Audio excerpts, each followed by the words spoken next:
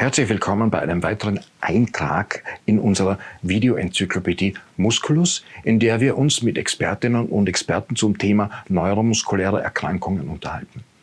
Der heutige Begriff lautet psychologische Unterstützung und soll verstehen helfen, was in unseren Köpfen und mit unseren Emotionen passiert, wenn wir als Betroffene oder als Eltern von betroffenen Kindern mit einer schlimmen gesundheitlichen Diagnose konfrontiert werden und welche Möglichkeiten der Hilfe es in solchen Fällen gibt.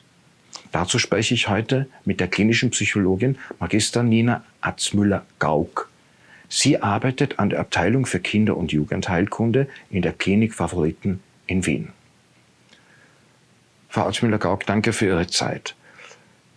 Was bedeutet die Diagnose einer Muskelerkrankung Ihrer Kinder für die betroffenen Eltern? Die Diagnose einer chronischen, nicht heilbaren Erkrankung bedeutet für die Eltern und auch für den Betroffenen oder die Betroffene immer eine enorme Krise, die sie durchleben müssen.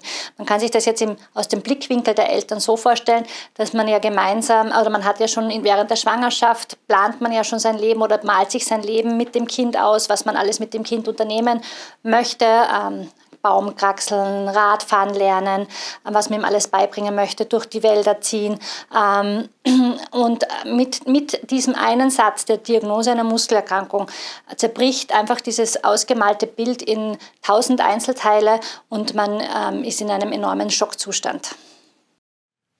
Es ist erwiesenermaßen hilfreich, wenn wir die Dinge, die uns belasten, verstehen lernen. Was geht denn jetzt nach so einer Diagnose in uns vor? Die Phasen der Krankheitsverarbeitung lehnen sich ganz stark an die Phasen des Trauerprozesses an und da durchläuft man wirklich verschiedene Phasen. Wichtig ist mir eingangs zu sagen, dass man diese Phasen nicht linear durchläuft und nicht stufenweise durchläuft. Also das heißt, es ist nicht so, man hat die eine Phase beendet und man beginnt mit der nächsten Phase, sondern die Phase, die kann man auch teilweise, überspringt man eine Phase, manchmal fällt man auch wieder in eine schon durchlebte Phase zurück.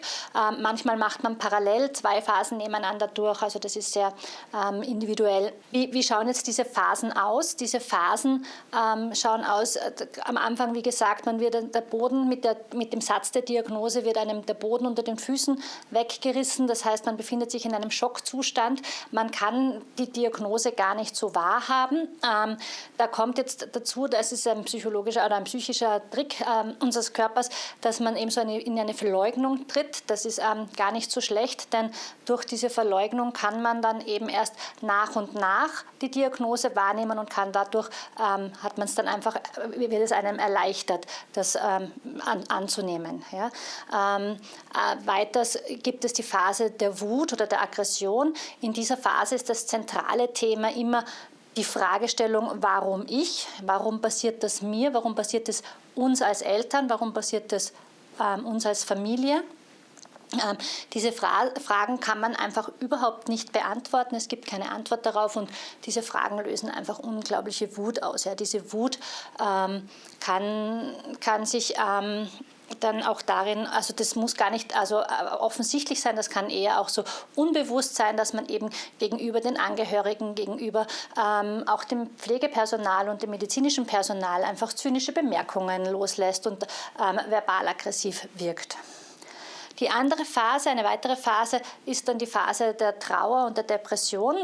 Da in dieser Phase merkt man das ganze Ausmaß, was diese Krankheit mit sich bringt und das macht unheimlich traurig, weil man sich ja natürlich von diesem Bild, das man sich ausgemalt hat für die Zukunft, total verabschieden muss und das ist einfach ein trauriger Prozess. Eine weitere Phase ist das Verhandeln, wo man so mit Gott und dem Schicksal verhandelt. Wenn ich das mache, dann wird das vielleicht nicht so schlimm oder Menschen stürzen sich dann auch unheimlich in finanziellen Ruin, weil sie irgendwelchen alternativen Heilmethoden die unheimlich teuer sind, aber im Endeffekt nicht wirken, nachjagen.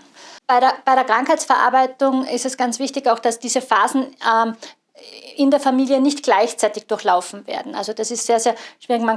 Es kann sich zum Beispiel die Mutter noch in der Phase der der Wut befinden und der Vater schon in der Phase der Depression, aber der Sohn oder die Tochter eben noch in der Phase der totalen Verleugnung. Und das ist natürlich für eine Familiendynamik sehr schwer, wenn sich verschiedene Familienmitglieder in unterschiedlichen Phasen befinden. Und die Phase, in der wir uns dann eigentlich, also in der ich als klinische Psychologin eigentlich die Familien mitbegleiten wollte, das ist dann die Phase der Akzeptanz. Das ist so, wenn man die Krankheit annehmen kann, wenn man mit der Krankheit eine gute Lebensperspektive entwickeln kann.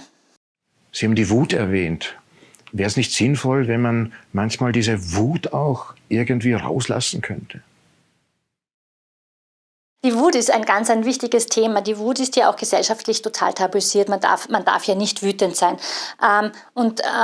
Somit, wenn jemand wütend ist, dann reagieren ja auch die Mitmenschen mit Rückzug. Ja? Das ist in dieser Phase ganz, ganz schwierig, weil in dieser Phase brauchen die Menschen, die wütend sind, genauso Halt. Ja? Ich lade, wenn Eltern oder auch Betroffene bei mir sind, spreche ich die Wut auch aktiv an. Ich lade ein, hier in meinem Zimmer und ist der Raum dafür, diese Wut auszulassen, und gemeinsam darf da schreien, man darf wütend sein, und man darf, gemeinsam erarbeiten wir auch, wie wir diese Wut für außen kanalisieren können. Ja? Also können wir uns einen Boxsack anschaffen im Keller oder im Zimmer, wo wir dann reinboxen können, wenn es besonders schlimm ist. Oder fange ich plötzlich zum Backen an, ja, und mache einen Germteig, auf den ich einschlagen kann. Welche Strategien der Verarbeitung gibt es denn jetzt, damit es auch für die ganze Familie gut weitergehen kann? Wichtig ist mir, dass was die Familien brauchen, ist eigentlich nur angenommen werden. Angenommen in ihren ganzen Gefühlen, die sie während der Krankheitsverarbeitung durchlaufen. Diese Gefühle sollen einfach Platz haben, sie sollen sich geborgen fühlen, sie sollen menschliche Beziehungen fühlen können und aufbauen können. Sie sollen vor allem menschliche Wärme fühlen können. Und vor allem aber auch so, da ist jemand, der mit mir das aushaltet. Ich kann als Psychologin leider nicht wegnehmen. Ich kann sie nicht heilen. Aber ich kann hier sein und mit dieser Familie diesen ganzen Prozess gemeinsam durchstehen. Wenn wir jetzt in einem Umfeld leben, das mit so psychischen Dingen nicht so gut umgehen kann, was können wir denn dann tun? Einfach mit ihnen reden. Also einfach immer wieder mit ihnen reden, den Kontakt suchen, zu sagen, mir geht es gerade nicht gut, tut mir leid, wenn ich überreagiere, aber es ist momentan so, und vielleicht auch einfach dann schauen, dass man sich den Kontakt dann einfach immer wieder von Neuem sucht. Ja. Wenn es im persönlichen Umfeld nicht so hinhaut, wo kann man sich denn eventuell professionelle Hilfe holen?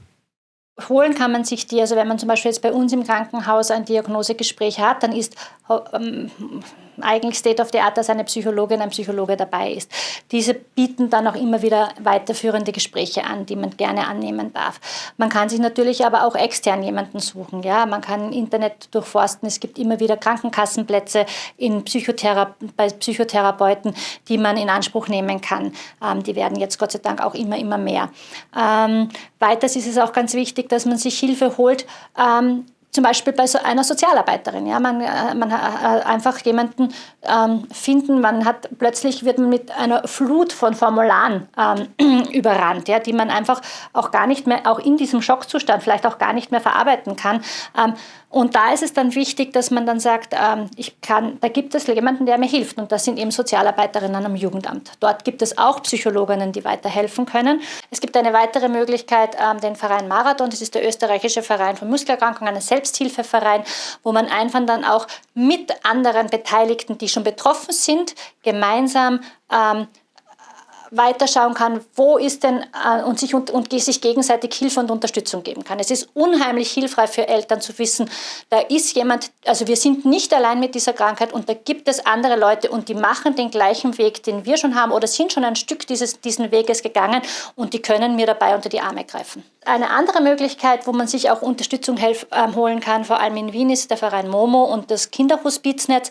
Die bieten ein ganz breit gefächertes Angebot an von Ärzten, Psychologinnen, auch Therapeuten, die sie unterstützen können zu Hause und auch dort. Und es gibt vor allem beim Kinderhospiznetz den großen Bereich der Geschwisterbetreuung, die in dieser Zeit nicht zu vernachlässigen, also die viel vernachlässigt werden in dieser Zeit, ganz klar, aber dort eben auch Ansprechpersonen haben, die mit ihnen das Gleiche durchmachen.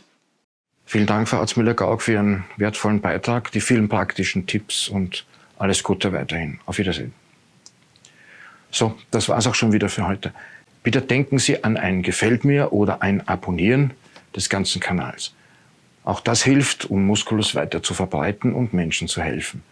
Weiterführende Links finden Sie wie immer im Kommentarbereich, wo wir uns auch über Anregungen oder Fragen freuen. Ich bedanke mich wieder für Ihr Interesse und freue mich auf ein Wiedersehen. Und denken Sie dran, Wissen hilft.